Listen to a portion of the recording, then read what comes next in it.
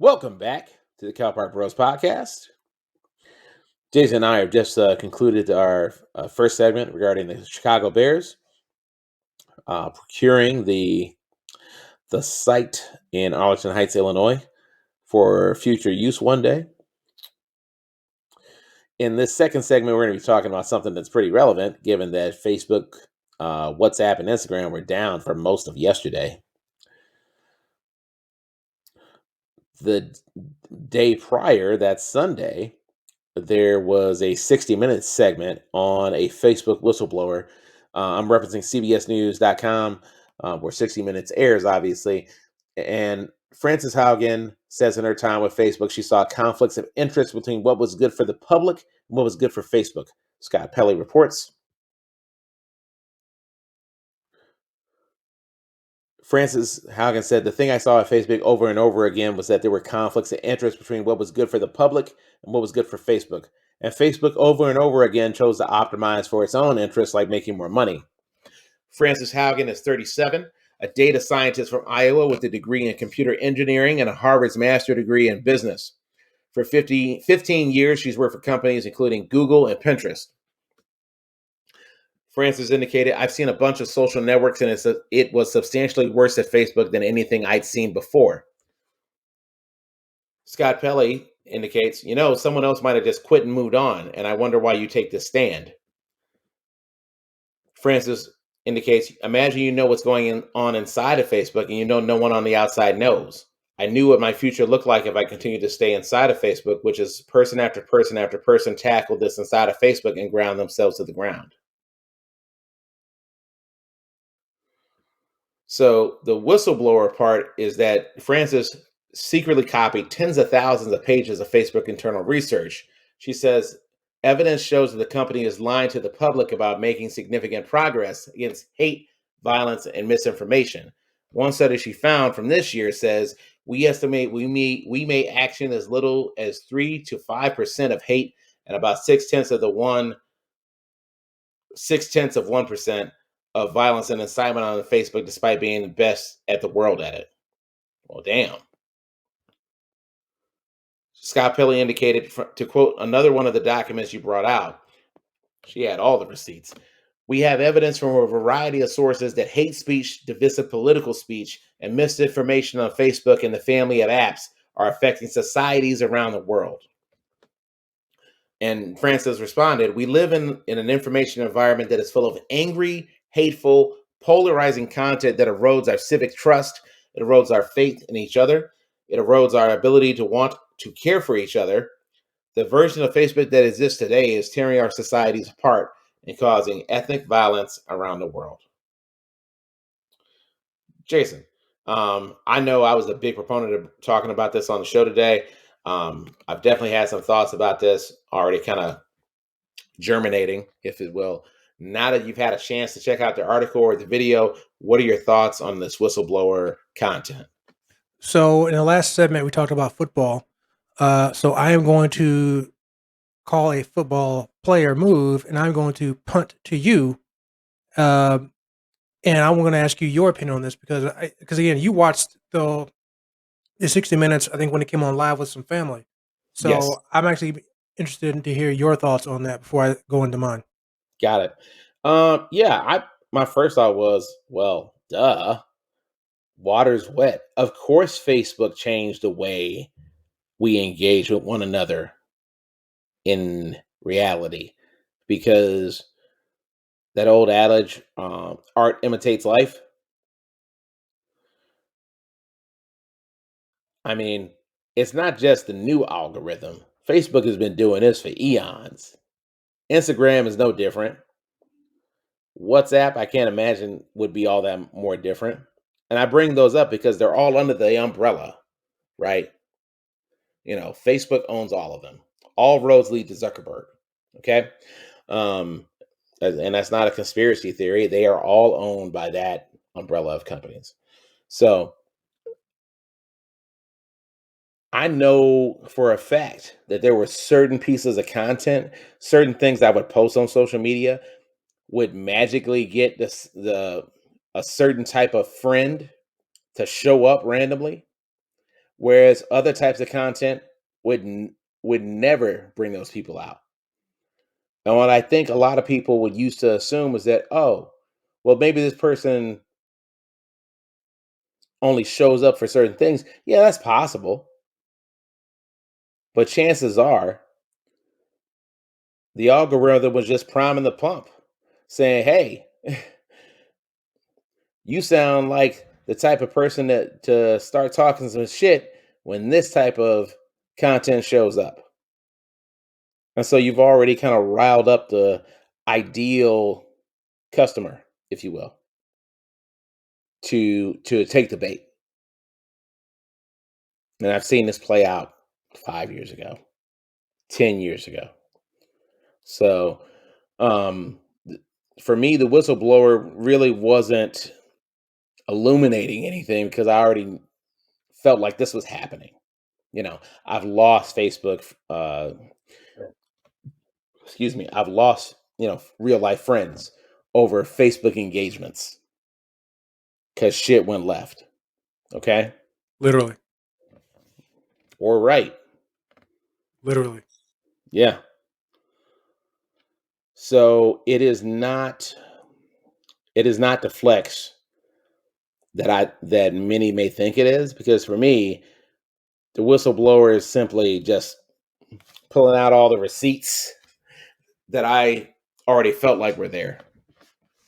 So those are my thoughts. Of course, Facebook looked at the money and said, okay, what's the problem?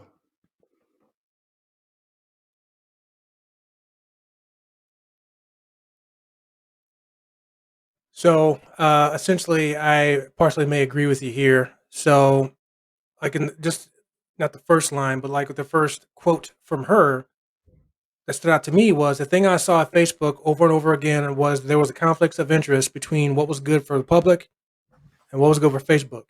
And Facebook over and over again chose to optimize its own interests, like making more money. Terrence, what business does that sound like? Every business. Boom. Exactly. Exactly. So, I, yeah. So that doesn't surprise me at all. I mean, like I said, they are a business. Zuckerberg's a billionaire for a reason. I mean, he might not have Jeff Bezos money, but still, he's at the table. So, yeah, that doesn't surprise me. I mean, as well they should. Every business should, you know, prioritize money because that's the point of them running. But I guess the question is, what are you willing to sacrifice to make that money? No, go ahead. No, what I was gonna say is I don't look at the whistleblower. I mean, she probably got hella receipts, because what the real issue is that Zuckerberg is out here doing all these congressional hearings and shit, playing stupid and acting like we're doing everything we can. No, you're not. I'm not saying that he even should be doing that. I'm just saying he is placating the fuck out of these congressional hearings. Could be. Could be. I find some of that to be a little disingenuous. I probably respect it a little more. It's like, man, if Mark Zuckerberg just got up there and said, man, look, we cannot make people not be crazy. Okay? We tried.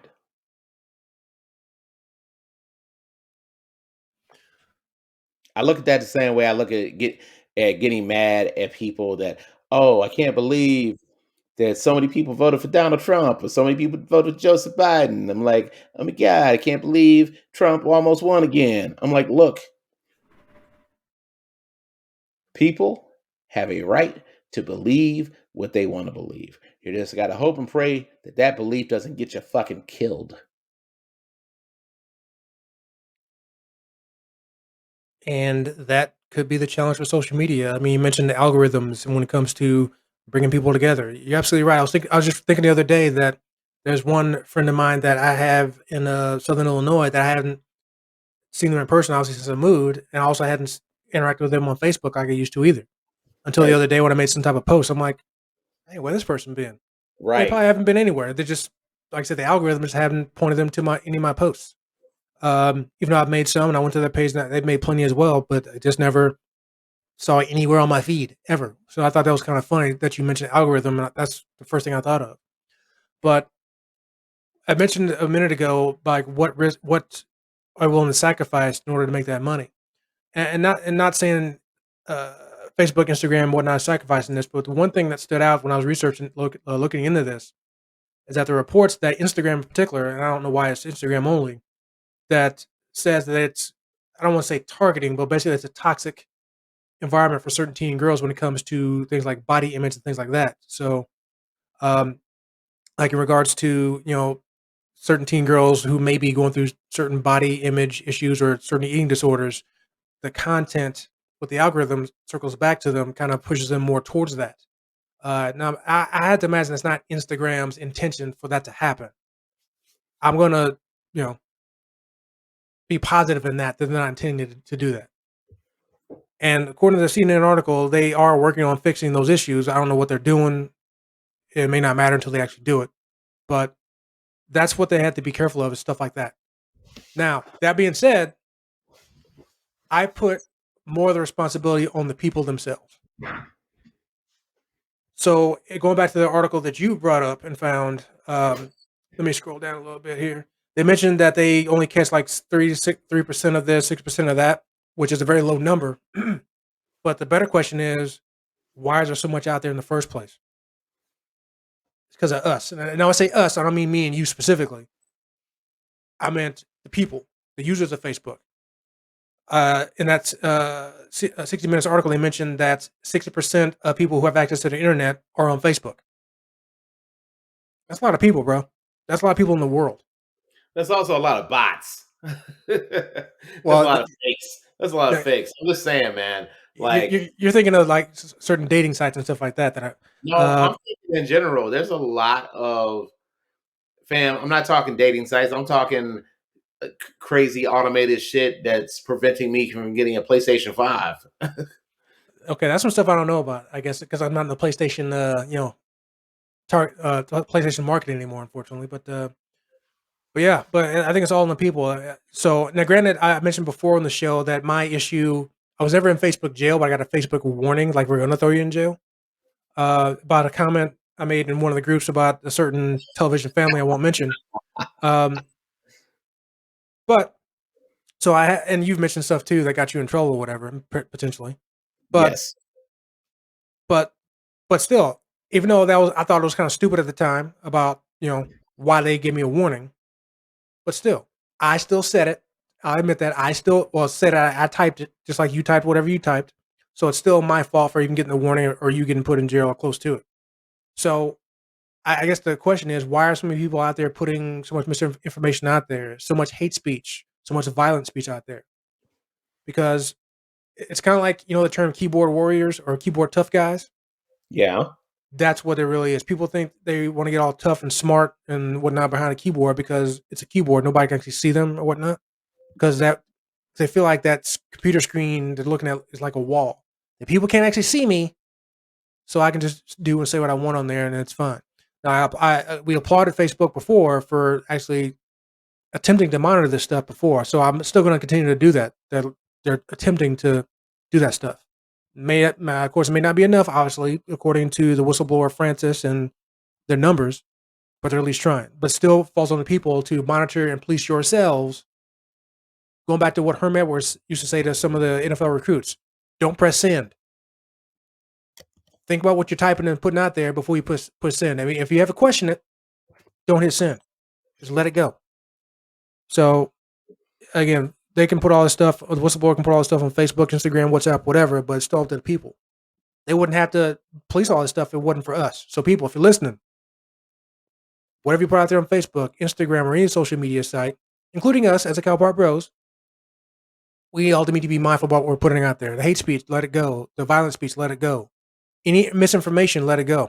And by the way, that's a topic that I put out there is the whole do your own research thing actually a good or bad? Oh boy. I really want to talk about that in a different episode, by the way. Yeah. Yeah. That might be a banger for Yeah, sure. it's in the hopper a topic. Yes, I said it, Jasonism in the hopper. But yeah, people Well, I don't want to delve too much into that topic, but yeah, sometimes people just need to actually think about what their information they put out there, whether they put it out there themselves, sharing it or whatever. Be mindful of that, whether or not it's actually correct or true. And again, that goes more importantly to people like me and you on this platform because we're putting stuff out there as well. I mean, not saying we're experts in any topic we talk about, but still, we're putting stuff out there when it comes to either our own information or stuff we're quoting from websites. So, um, just be responsible, people. I The agree with the that. computer screen's not a wall. People can still see in a way. Unless it's a blue screen of death, then it Mm, is a wall. mm. But yeah, Jason, you're 100% correct. Um, I appreciate the whistleblower information, if for no other reason that it shows just how much control Facebook can have. I mean, in this article, Francis Haugen is literally saying that up leading up to the election of 2020, um, they altered the algorithm. They effectively turned on safety protocols to reduce misinformation. So she's saying Facebook has the power to do this all the time. They just decided to turn it on for the 2020 general election, and then afterwards they turned it back off. To her, that's the issue. What are your thoughts on that? She literally says that's a betrayal of democracy. Well, they were very smart for turning it on in the 2020 election. I'd say if they could have done it in the 2016 election, they should have. But them turning it on for the 2020 election was a very wise idea and a good idea. I'd be curious about the purpose of them turning it off, which I can take a guess of why they did. But that, well, again, that just goes back into what I was saying before. What she was saying before is that they were choosing to put more focus on making money, and they were Right. willing to sacrifice informational integrity after the election was over because they feel like that important aspect or event was over. And again, them turning it off for that election was probably pretty important because there's still lots of information out there today about that election. Now it's been over a year, so or not, no, close to a year. Almost. So Almost. yeah, Yeah. close to a year. Yeah, man. So is so I have a follow-up question. Is it possible to get your paper and also maintain your integrity? Yeah, I mean that's what we're talking about. So yes, it is. But I guess part of it is, well, and I don't want to say that because they could still make plenty of money and still holding the maximum integrity. What I was going to say initially is how much are you willing to limit your money in order to maintain that integrity? I mean, like I said, obviously they can make more money by taking those caps off, like the misinformation cap or whatever. But knowing they're going to make less money, and again, maybe some of that might be greed because Facebook ain't broke, Zuckerberg ain't broke. So if, and again, these aren't solid numbers, folks. Again, misinformation, not putting it out there. Right. But for example, if leaving that misinformation cap on only allows you to make $100 million instead of 200 million by taking it off, are you not willing to sacrifice extra 100 million that you're probably gonna make some other way anyway? So now again, obviously those aren't solid numbers. I don't have any evidence. So again, don't put that out there that Jason said this. Don't do that today. Not today. But yeah, you can definitely maintain integrity, still make plenty of money. It's all about balance, I guess, when it comes to how much integrity you're looking to keep, how much money you're looking to make, or how much money you're looking to make. So I've never been a business owner technically. I guess this might be a business. I don't know, the Calpart Bros, but I don't know how you balance that. I think it's really just focusing on keeping that integrity and let the money come in as it may.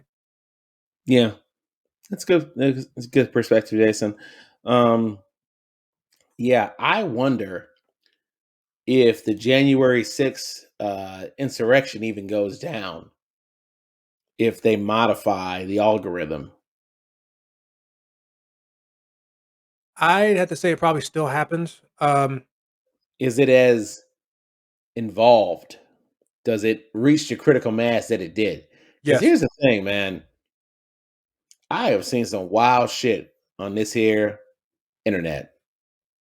And like at one point I was thinking about, hey, we should start advertising the show on Facebook. And then I was like, I know how stringent their protocols are for advertising. And I know that because we did one. And we got incorrectly, by the way, we literally could not advertise on Facebook. You don't say, Terrence.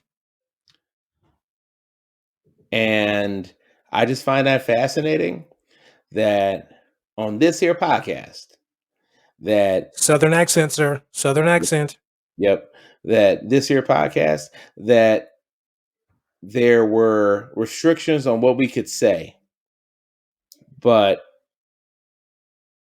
it was still okay for people to literally be on their sixth Facebook account pointing to the same IP address and shit, calling Michelle Obama a monkey.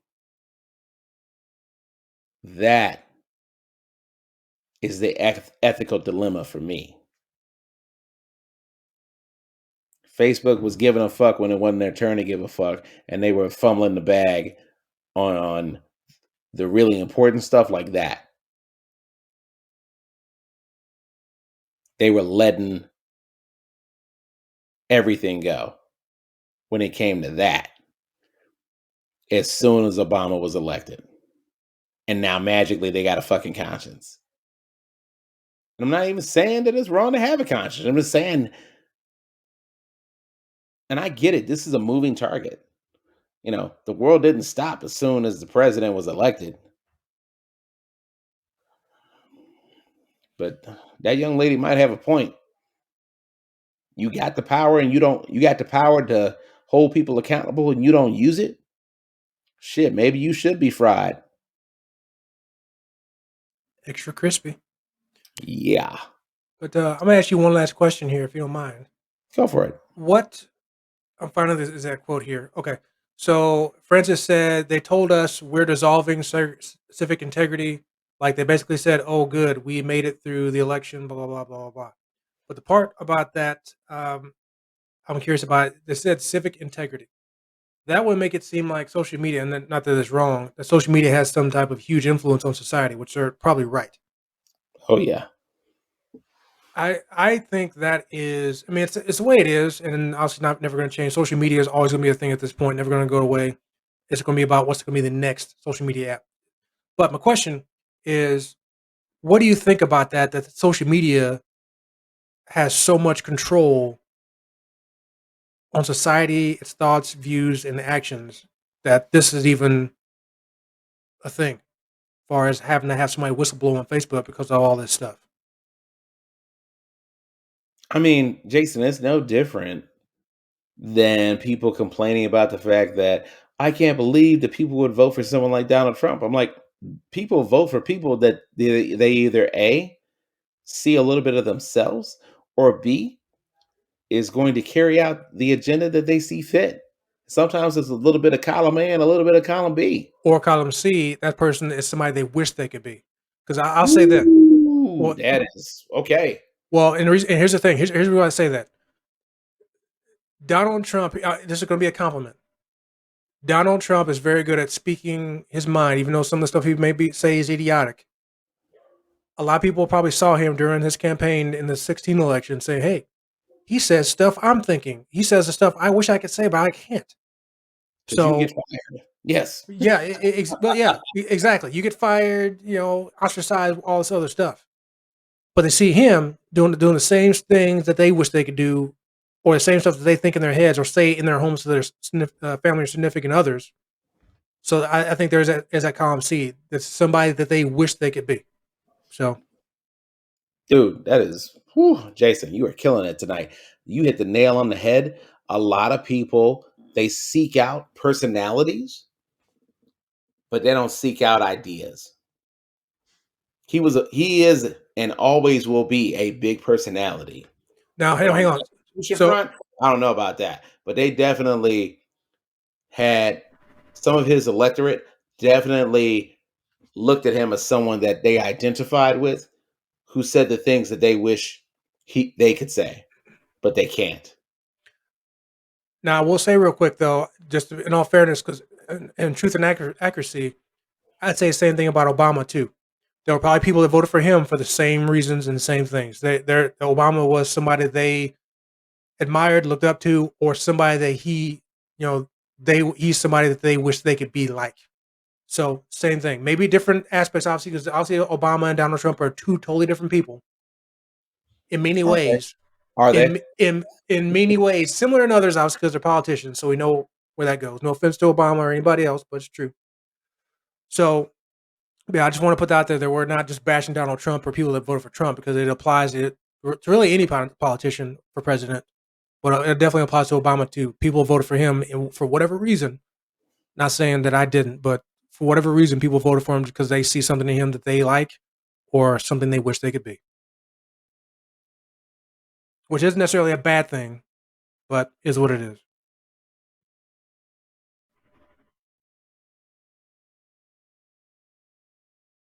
Yeah, I think. Well, first off, Jason, you said we weren't going to be a political podcast, and We're not, it sounds like you just kind of finessed us into a political podcast. and this is where we end the segment, so we don't go down that route. Fair enough. Let's talk. Let's just shut up and dribble. Per my coon adjacent friend in Indianapolis, that concludes our segment. That concludes our segment on the Facebook whistleblower. Coming up next, we're going to be talking about the Super Bowl halftime personalities coming up for the next Super Bowl on Cal Park Bros.